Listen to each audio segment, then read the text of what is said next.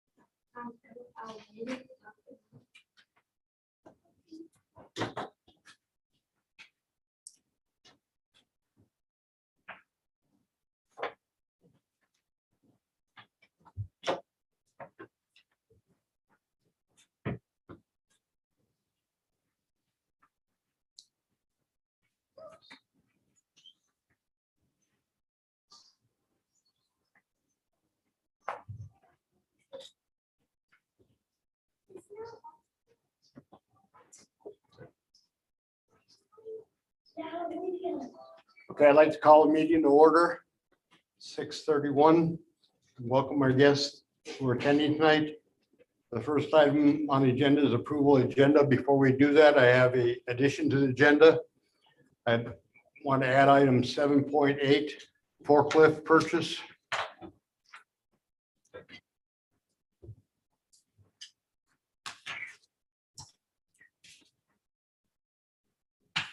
I make the motion to approve the agenda with the addition of 7.8. Okay, I have a motion from Lori. Do I have a second? I'll second. Second from Naomi. Any discussion? All in favor, raise your right hand. 5-0, motion carries. Now we're moving over to the open forum. Mr. Jerry Lutz has asked to speak to the board.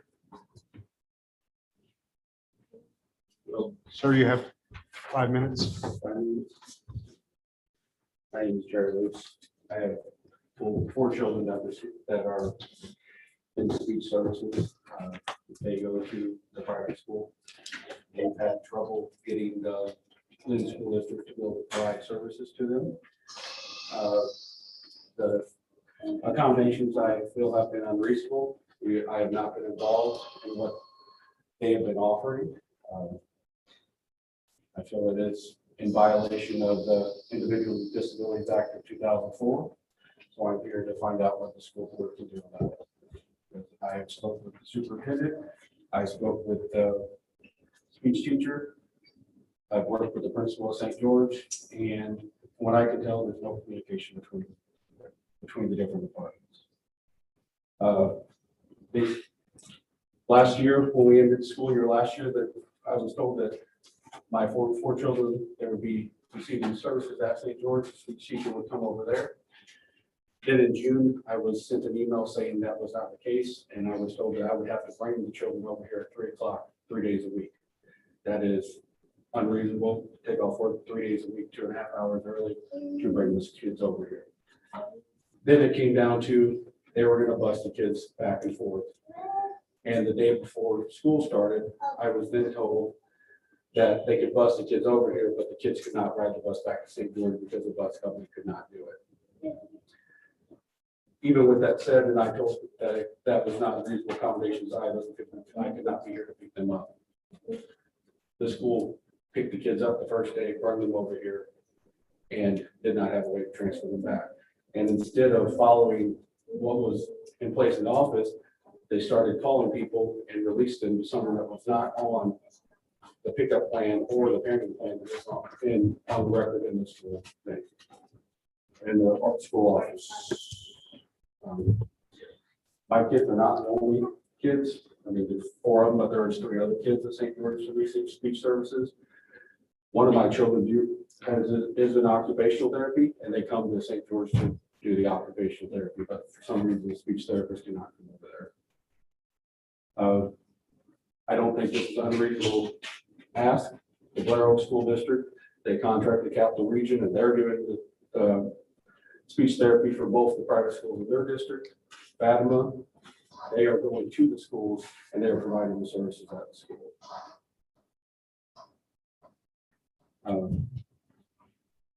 Basically, this is my last stop to find out what the school district will do.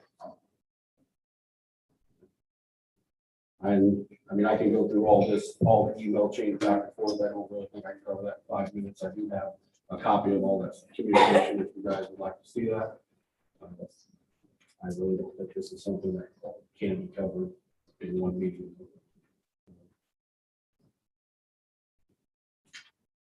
Basically, I just want to know what can the school district do, or what are they willing to do to provide, so to make sure all the kids are receiving the services that they need in a reasonable manner.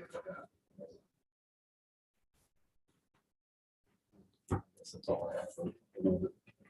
Now, Dirk, since you are familiar with open forum, during that, you have some chance to speak. We respond to you at the next meeting, but we will have somebody get in touch with you before that. Okay. Sounds good.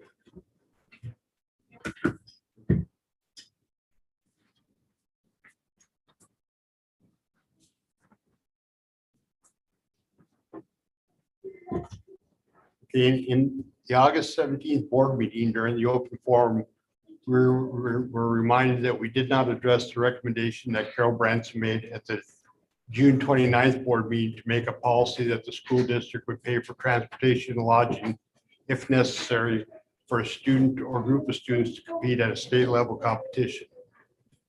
Board policy is a guidance document that conveys the board's position and goals in the overall operation of the school district. The majority of policies are based on federal and state laws and programs that the school is required to comply with. The policy is controlled by the board. Payment for transportation or lodging would fall under an administrative procedure. Administrative procedures, forms, and other implementation documents are controlled by the administration. Administration now has a procedure where the athletic expenses will be routed through the athletic director and brought to the attention of the superintendent before a request is made to the booster club. Transportation would fall under that. This should lead to school paying for transportation and lodging for those competing at state level competition in the future.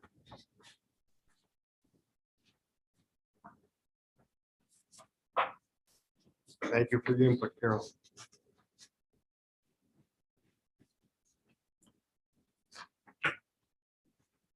Okay, moving from open forum, move to approval of consent agenda. Consent agenda consists of approval of minutes for the August 17th meeting, approval of an FFA trip, approval of additions to sublist, and a declaration of items of surplus. Once the board declares the item surplus, then it's up to the superintendent to dispose of the items either through auction or trash disposal if there's nobody that'll buy it. And then any money that is collected goes back into the general fund. So I would entertain a motion to approve the consent agenda. I'll make a motion to approve the consent agenda. Motion from Naomi. Do I have a second? I'll second. Second from Mark. Is there any discussion or anything anybody knows? Okay, all in favor, raise your right hand.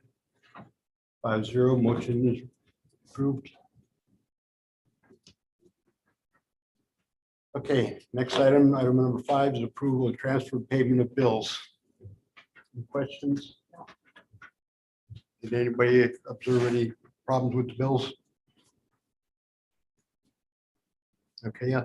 Anybody will make a motion to approve the transfer payment of bills?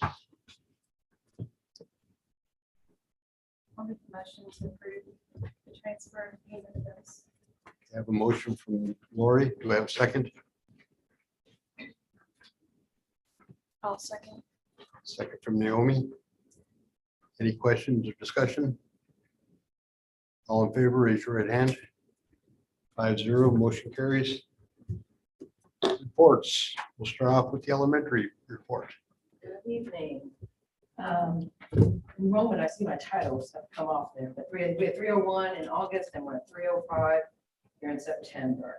Dr. Brown was here. We talked a little bit about that last year, but Dr. Brown was here. We did our first couple of days with our teachers last week. Spent some time looking at our DIBELS, reading screeners and really drilling down into that data to look at student skill deficit and begin building small group lessons and plans and looking at who needs what kind of services in the classroom. So this is new to teachers doing this small group work and this, the centers and so forth that they'll begin building. So they worked quite a bit on that last week, and then we continue that in our grade level meeting this week. Last Monday, we had a very busy PD day. We worked over lots of things that day. Listed a few of those things here. In our NEE training, one of our indicators that we're using again this year is 7.4, which is formative assessment. And so we watched a video together and went through some things on what we're looking for when I'm in the classroom looking at 7.4 and how to do a how to include that more in your classroom and what the purpose of that is. We talked a lot about social emotional learning, because that's something that, it just kind of comes on our radar quite a bit, just how students are emotionally dealing with life these days and the kinds of things that they're coming in with. We have a lot more anxiety.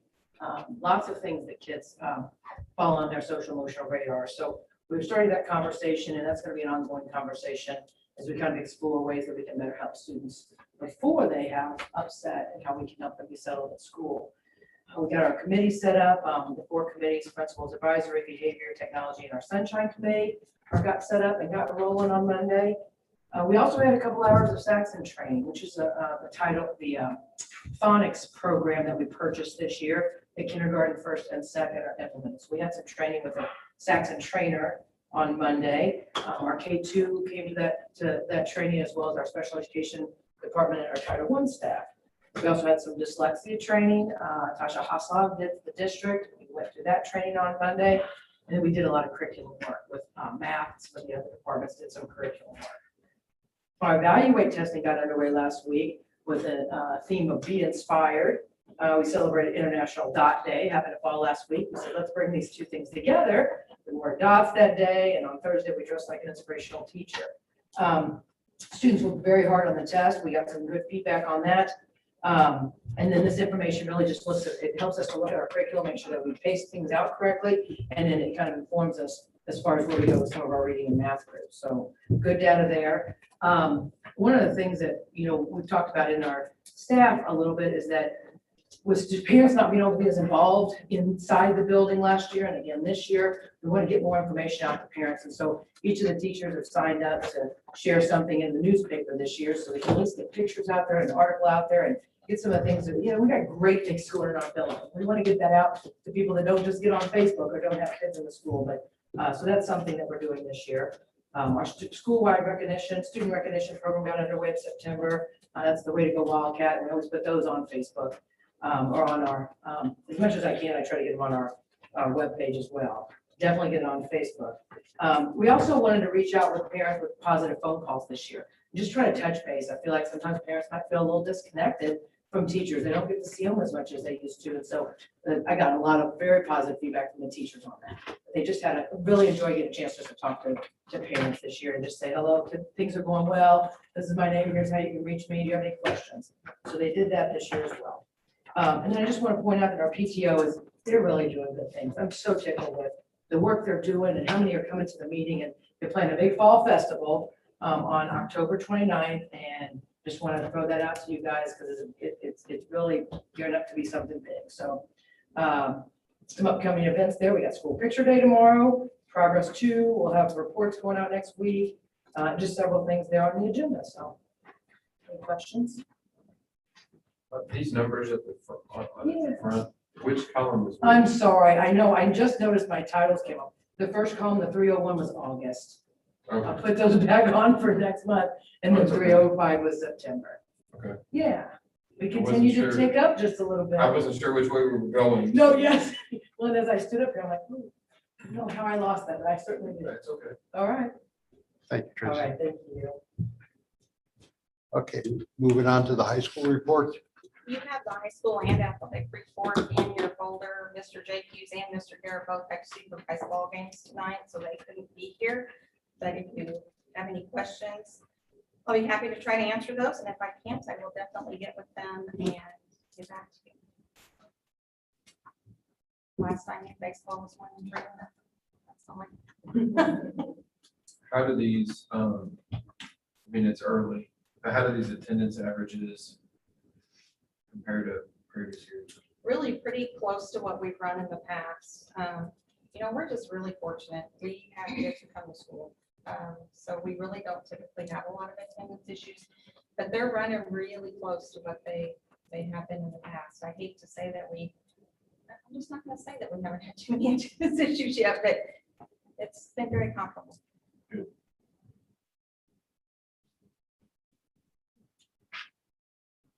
Superintendent report.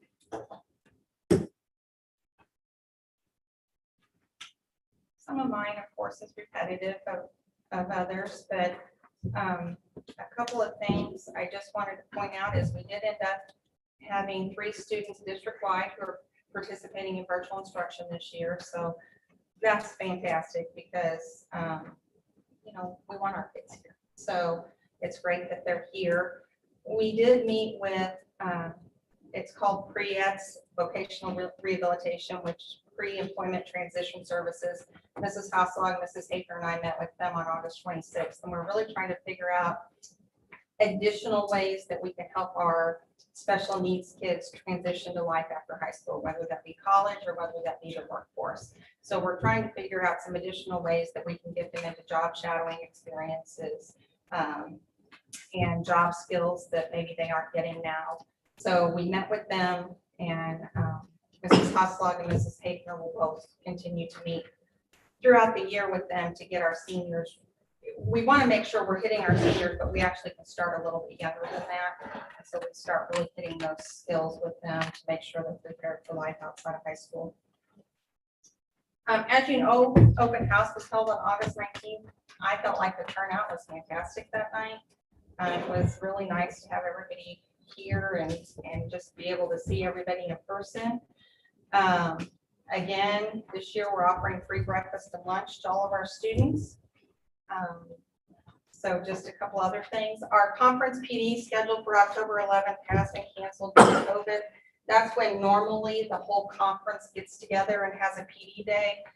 The conference superintendents felt again like it was probably too great a risk to take to put everybody in one place together and end up quarantining people from 9 schools. So we're going to do our own in-house PD on October 11th.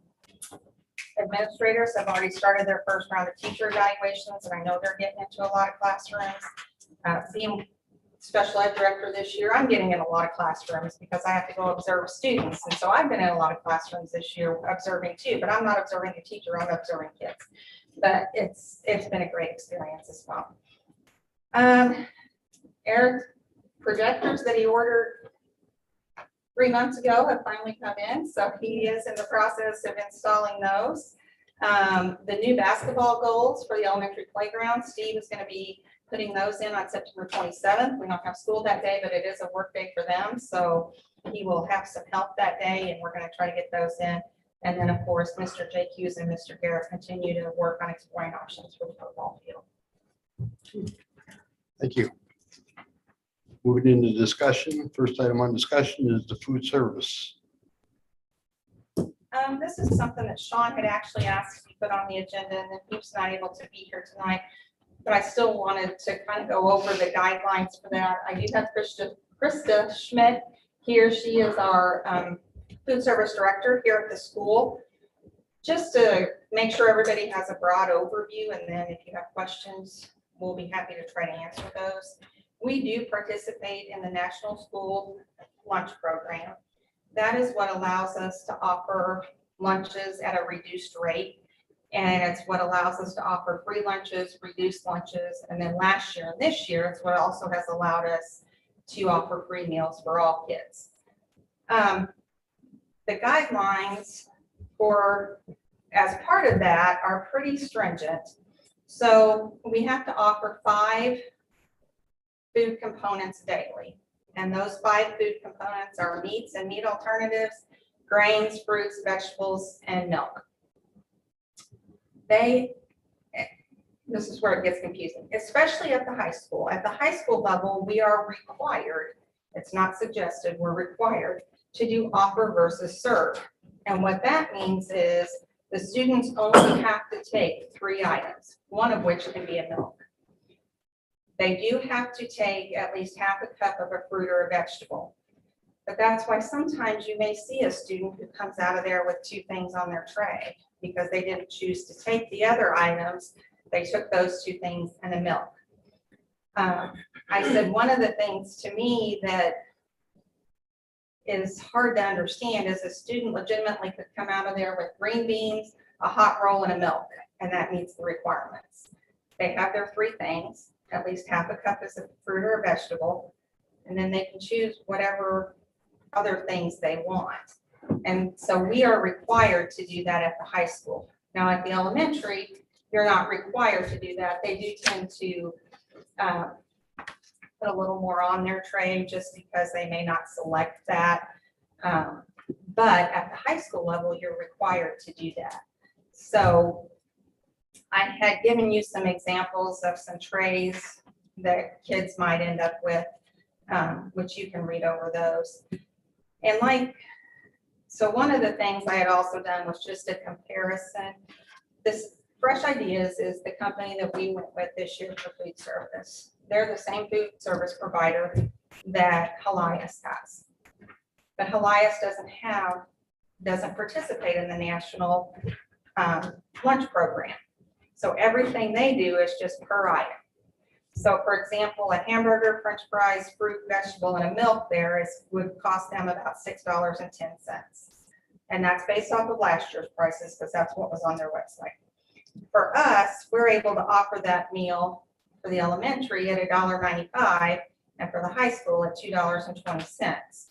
Adults do pay a little bit more. They pay $3.02, but that's because we get no reimbursement on adult meals. We only get reimbursement on student meals. So, and of course, this year, again, like last year, they're free.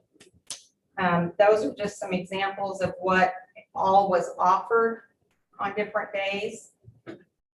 But again, at the high school, we can't make them take the items. We have to offer them, but we can't make them take them. So I'm hoping that maybe answers some questions, but Krista can answer more questions or explain more if she wants to, or will we have any? Okay, I can answer questions maybe. So in the past, were the students given the option to purchase additional food? They were, and we actually just started that last week. Yes. Last week. Part of the other issue that we're having is distribution. Our commodities haven't come in yet. And then, for example, one Friday, we were supposed to have got the truck in. The truck didn't come till Monday. And then when it came on Monday, some of the items we ordered weren't on it because they couldn't get them. So then we had to substitute something on Tuesday. There are schools that actually have had their whole orders canceled, their whole truck canceled. And it's not, the confusion is it's not really a food production issue, it's getting it from point A to point B. So it's our vendors getting it from their vendors. There's just a truck driver shortage right now. And so it's actually getting the food from location to location. But we did start all additional options last week, and we started a la carte last week. Just for 7 through 12. We do not offer the a la carte for the K through 6. I feel like it would be more of a confusion for the older kids.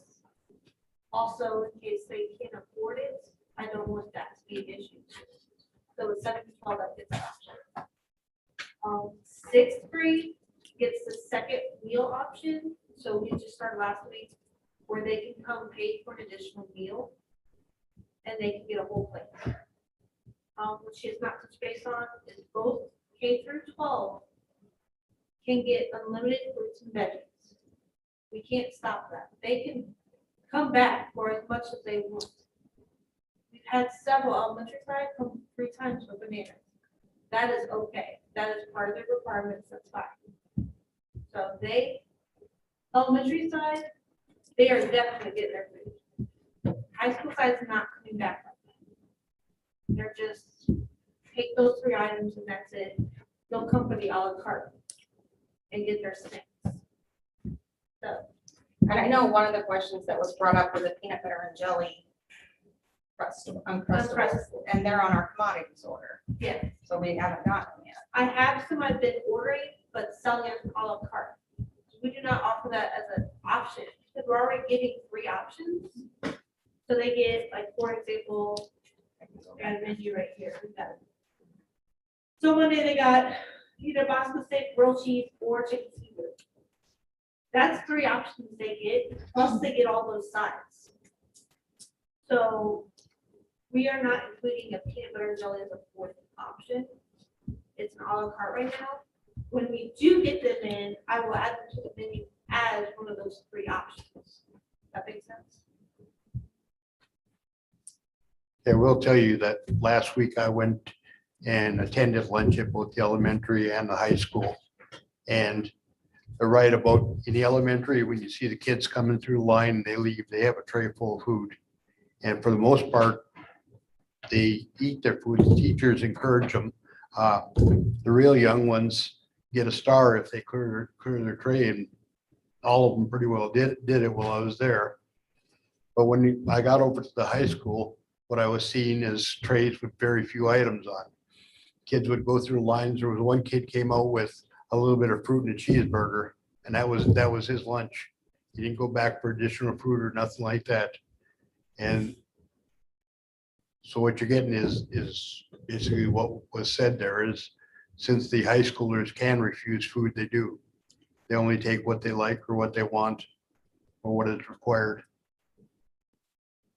Well, quantities aside, I have gotten feedback from people that there has been a reduction in the quality and some of the flexibility of the food service vendor.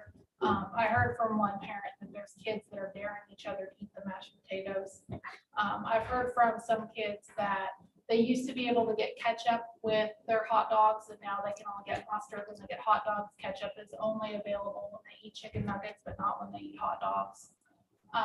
And then, like you said, I don't know about what the issues were surrounding peanut butter and jelly, but there are a lot of the menu items that my kids won't eat. And it used to be that they could get a peanut butter and jelly if they didn't like what was on the menu. And right now I'm packing them lunches basically 5 days a week because they don't like anything that's on the menu.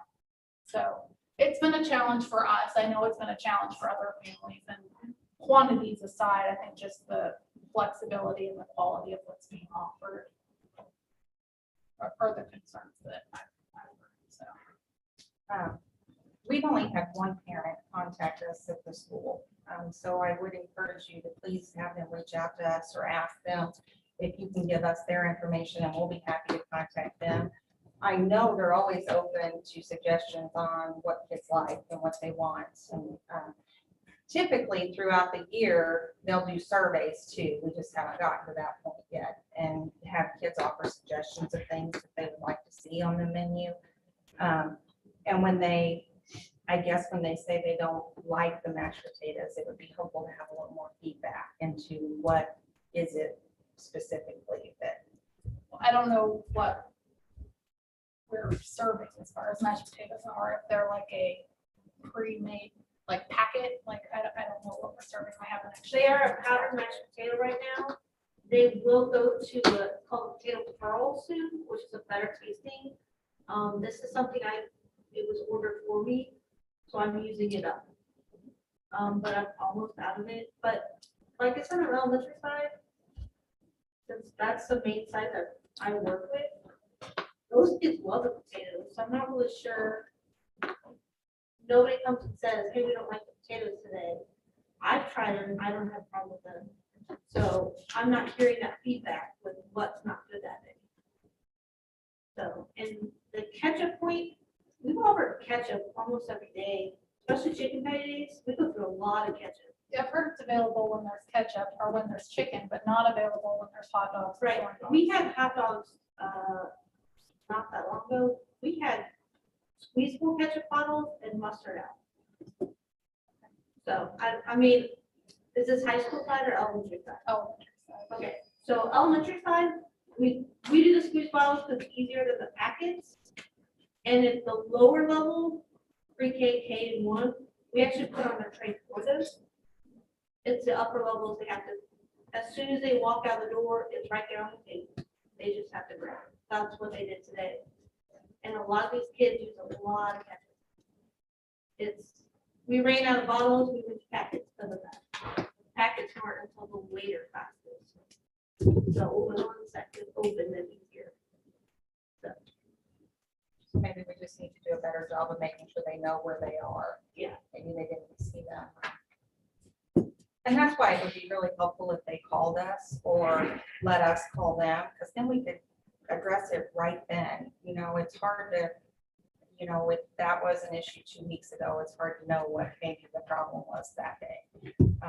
But we'd be more than happy to call and talk to them. Krista, I know would be happy to talk to them at any time. The principals would be more than happy. We want that feedback. We're just not getting it. And so we don't know, like that was the first time I heard about the issue. So we don't know how to fix it if we don't know exactly what the issue is. Well, for me personally, if it becomes an option again for them to have peanut butter and jelly, they don't like what's on the menu. I'll be happy to know that so that I can tell my kids eat Right. at school. I don't want to Like pack she your said, lunch. it's a commodity item. I have no idea when the truck's coming. It was supposed to be on the 13th. I've not got an email yet. I have no idea when the commodity's coming.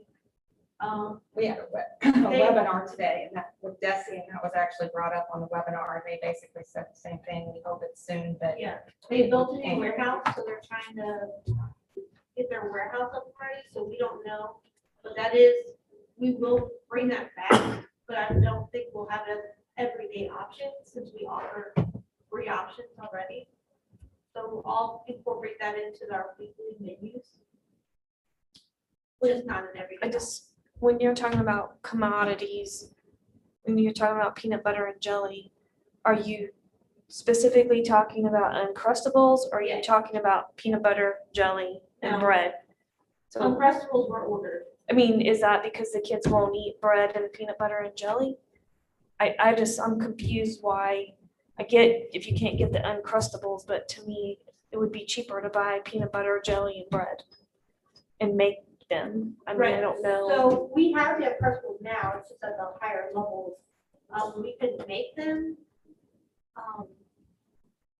I just know they're coming in, and I don't want to have an excess amount of stuff sitting on my shelf when they're supposed to be coming. I just was curious. I mean, to me, my kids want Uncrustables too, but there's the bread, there's the jelly and peanut butter. part of that I'm too, not- Naomi, goes back to it's hard to necessarily, because you have a sodium target and you have a. grain Right, I target. can see where So- that says on the box exactly what it is. Right, so Yeah, I the think, Uncrustables meet those requirements. That's why we like to get those versus peanut butter. If you get too much peanut butter, it doesn't meet that requirement anymore. So you have to know what to put in that cup. You literally have to measure each cup of jelly and peanut butter. But the Uncrustable already meets that requirement. I would think a homemade peanut butter and jelly would be much healthier than a custard. Yes. I mean, I know that your hands are tied, but. So when you have a la carte stuff or things, I guess that started, tell me about the a la carte items. So we offer different items, different chips, baked chips, everything meets the requirement. So I have granola bars, chips, Pop Tarts, only specific Pop Tarts meet the whole grain requirement though. I have beef jerky, fruit snacks, but all meet our requirements. I cannot get any beverages right now though. No distributor will give me, I can't get anything. So I did luckily get 2 boxes of juice and that's all I could get. So since then I can't. So I know they've been wanting that back, but I can't get Coke to contact me back to get Coke products. So we're waiting on that. I got ice cream back for an all-cart item. That's been a big hit. Basically, it's a lot of snacky type food they get. They've been doing really well with all of ours. I received a lot of feedback, right? There were several parents that talked to me and I tried to answer their questions. I tried to forward them on to the school. I tried to ask them to come to the meeting today. I will say that there were a couple parents that were, they didn't want to step up and say anything for fear of retaliation towards their children. So that isn't healthy. I don't know what the big deal is, but I know that there are several parents that are worried about complaining about things. So that bothered me because I invited them to come and speak. I invited them to call. That's where we're at. One other suggestion that I would have, and there may be a requirement that, that ties our hands on this, but on a day, if we're having grilled cheese, if you have the Bosco stick too, then you have two meatless items that are essentially the same thing in a different form. Is there, I can change that. I will tell you real quick, this first mini cycle, I had no part of it. So I'm learning what to not put on that next mini cycle. okay, So I have the new menu right here, and I don't believe I did that again. As far as I know, I will review it again, but, there are some things on that menu I did not agree with, I knew the kids would not like, but I haven't worked with folks to order already, so. Like, I know coming up with tuna sandwich, they're not gonna eat tuna. I know that. But that was what was ordered months ago, so I have to work with it, so. sure. But we are trying, what I don't like is the feedback that goes on Facebook. That's very negative. Instead of calling me and addressing it. Sure. I feel like some of that on Facebook is, a lot of people take that as fact, and when those students are taking a picture of, this is my lunch, well, that's your lunch because you chose not to take all the options. Yes. And that's not fair to the school when you're posting that out there that that's all you got, when that's not true. Those were not your only options. One other question I had is, by us accepting the, the program where the meals are free, does that change any of the requirements? No, they're the Okay. same as they were when meals were not free. Okay, I didn't think so, but make sure I understood. I know a lot of times if you accept something, there's more strings to it, so. And all of that is set at the federal level, Mhm. so it's not even a state level. Can't be. Thank you, Krista. Let's move on to the nursing program report. The nurses did provide their report for this month, just for you to look at. As you can see, they're definitely very busy ladies.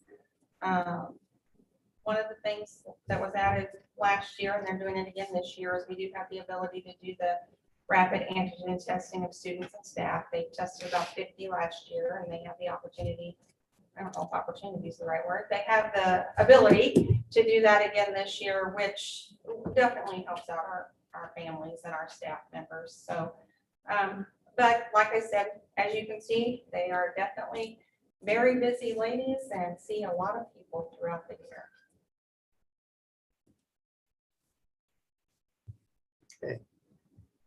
Parents and teachers report. Again, that's another report that has been provided to you. Abby Duke and Cassie Sneller are the two who do our parents as teachers throughout the year. And so they have provided you with their overall reports of families that they serve throughout the year. They serve about 30 families, 8 with high needs, 22 with non-high needs, screened 100 kids. So quite a few kids. They did last year have to do some virtual meets. They were able to do some in person, but some families weren't comfortable with them coming into their homes, so they had to do some virtual last year. I know that's been a new thing for everybody to get used to, but anyway, if you have any questions, I'll try to answer them.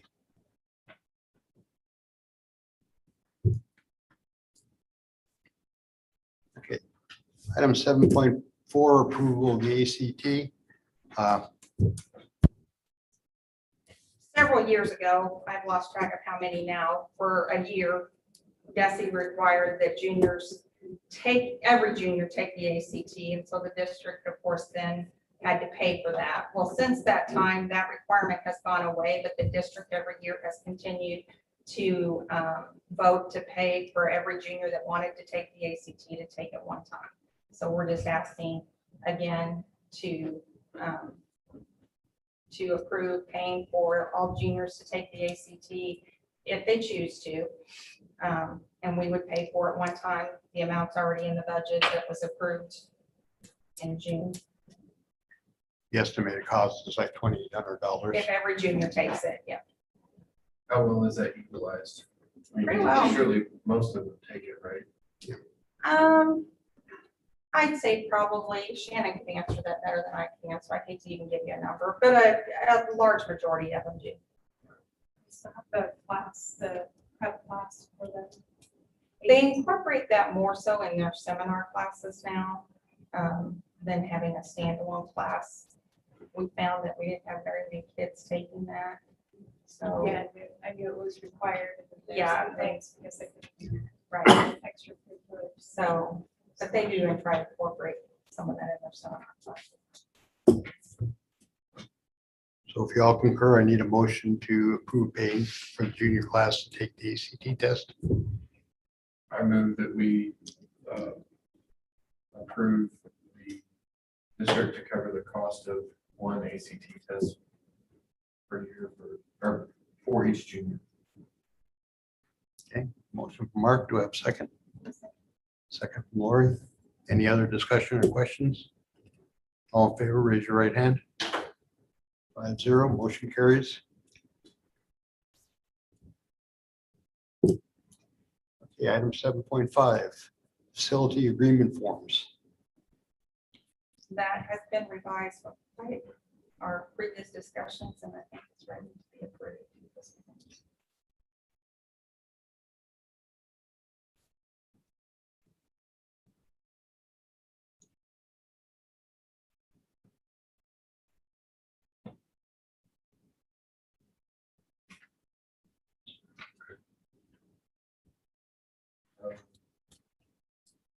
I had moved that we approve the facility use agreement. Have a motion from Mark. Do I have a second? I'll second. Second from Naomi. Any other discussion? All in favor, raise your right hand. Motion is approved. Okay, item 7.6, MCE policy updates. MCE is our policy provider, Missouri Consultants for Education. And so they keep us up to date on what policies are required, what ones are mandatory to be adopted. And that's based on the previous legislative session. And so these are all the updates that they have sent us. We usually get those twice a year, usually in August and March-ish. And so these are the ones that need to be adopted. I had a question about the change in the first one, the policy 320. And I tried to match them up to figure out what had changed in it. I assume that this has to do with the state statute. Yes. Okay. So it had to do with changing so many weeks, Tuesdays before the election. Yeah, and it had to do too with the language that districts can legally issue press releases and Yes. personal approval related to ballot issues. That's new language too, but a big part of it is that candidate filing period.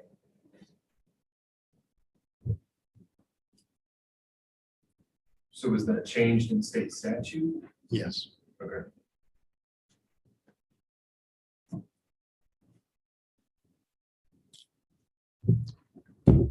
Those can all be adopted at one time.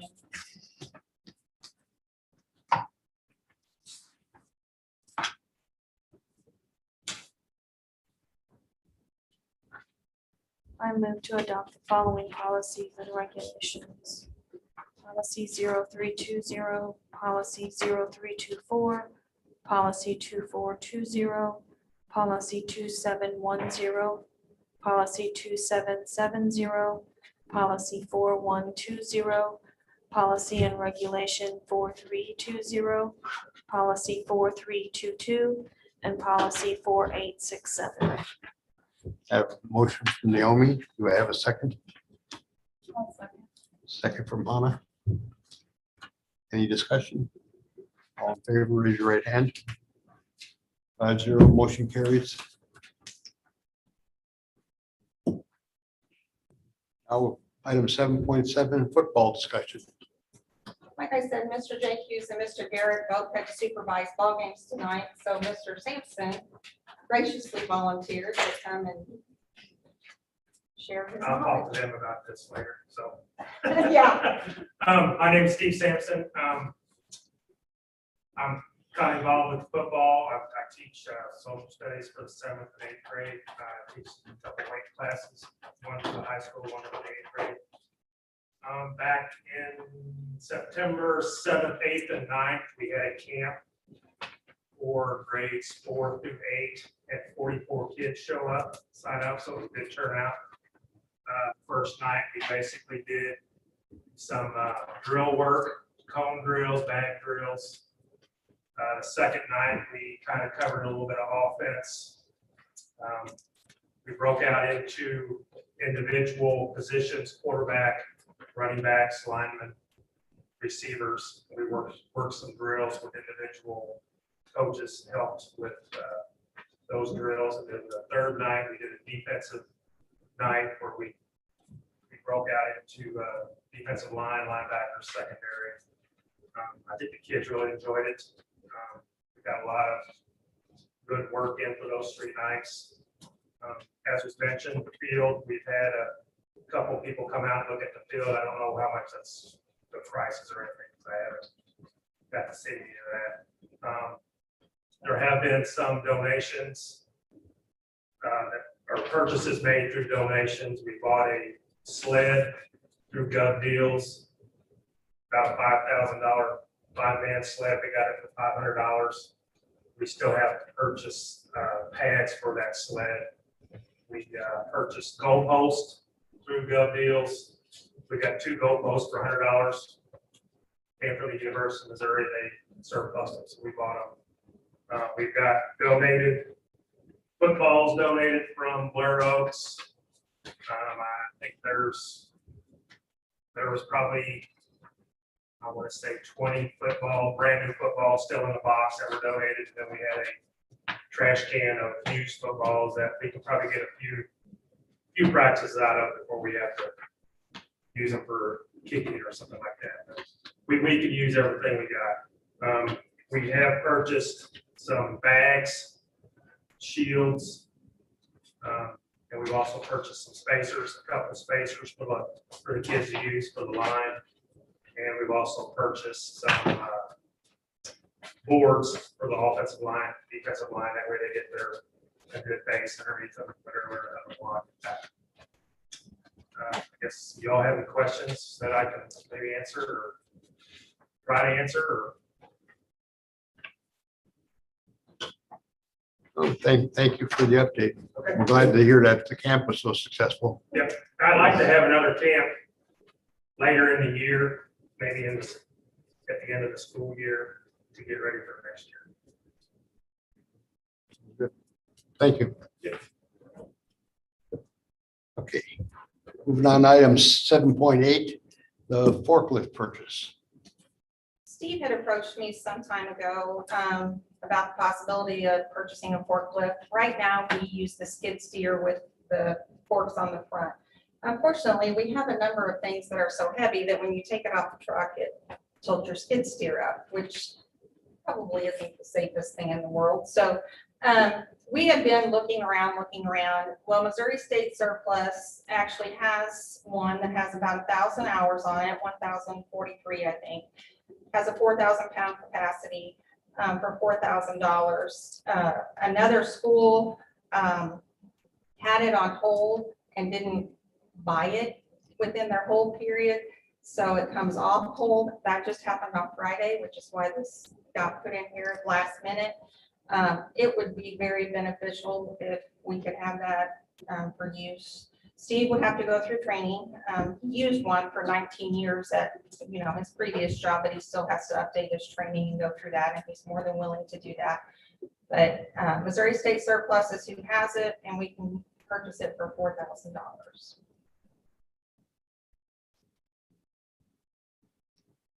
This might be a dumb question, but where would you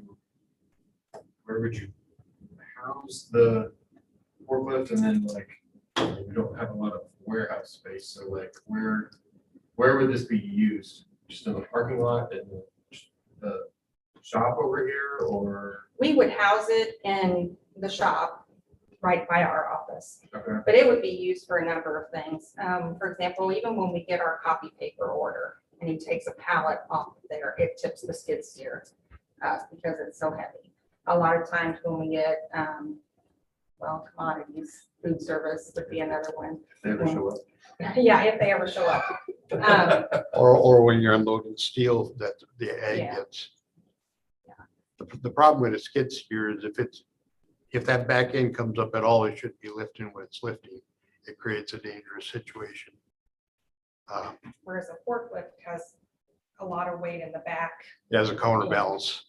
So when it tells you it's a 4,000-pound forklift, it'll lift 4,000 pounds. It has heavier tires. The tires are solid rubber. There's no air in them from what I saw in the pictures and that. So it would be a lot safer for our people unloading things or loading things. And like we had talked, that because it's a forklift, you're required to have the operators trained on it. So a couple of our maintenance people would have to do the training, which is like a one-day training. It's not a big deal, but only those people that are trained are authorized to run it. So the keys would have to be controlled so that only the people with training are the ones running it. If you were gonna buy one new, you're probably talking, probably $60,000-$70,000. And I've been told, I don't know a whole lot about forklifts, but I've been told that 1,000 hours is pretty good. Yeah, for a that's used not much. I'm assuming we have the money in the budget. We do. And I'm assuming we would try this out and make sure there's nothing wrong with it before we buy it. Steve actually has already gone up and looked at it and started it up, and I mean, they wouldn't let him drive it because it's on their property, but watched him drive it around and made sure the board, he's actually been up twice. So. It's through Missouri State Surplus in Jeff City. They're getting rid of it. They actually got them in from Fort Leonard Wood, and so then they just resell them.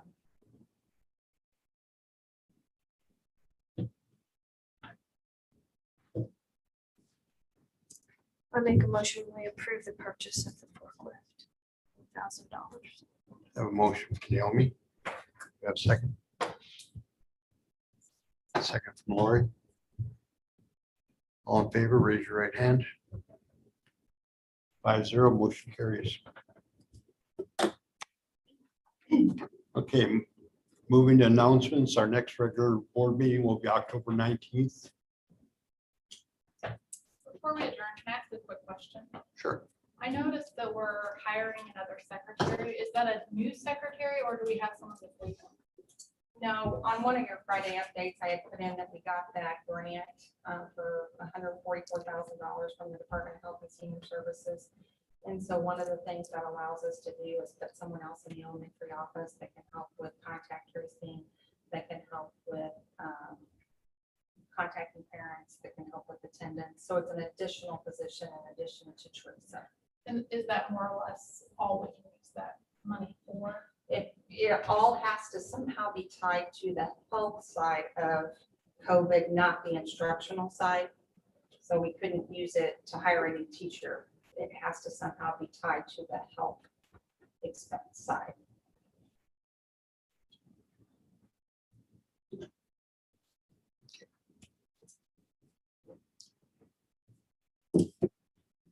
If there's no further questions, I'll entertain a motion to adjourn the closed session.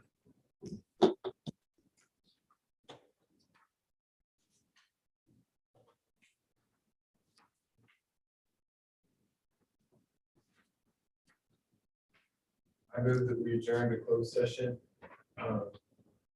Pursuant to revised statute 610.021, subsections 0.13, relating to individually identifiable personnel records, performance rating, or records pertaining to employees or applicants for employment. 0.03, relating to hiring, firing, disciplining or promoting personnel of a public governmental body when personal merit or performance is discussed and reported. And 0.06, students. And 0.01, relating to legal actions, causes of action, and litigation involving public governmental body and any confidential or privileged communications between the public governmental body or its representatives and its attorneys. Motion from Mark. Do I have a second? Second from Lori. Roll call vote. Mark, Yes. Lori, Yes. Hannah, Yes. Naomi? Yes. Yes, from me. Motion carries. We're adjourned. Thank you, folks. Thank you for coming. Thank you.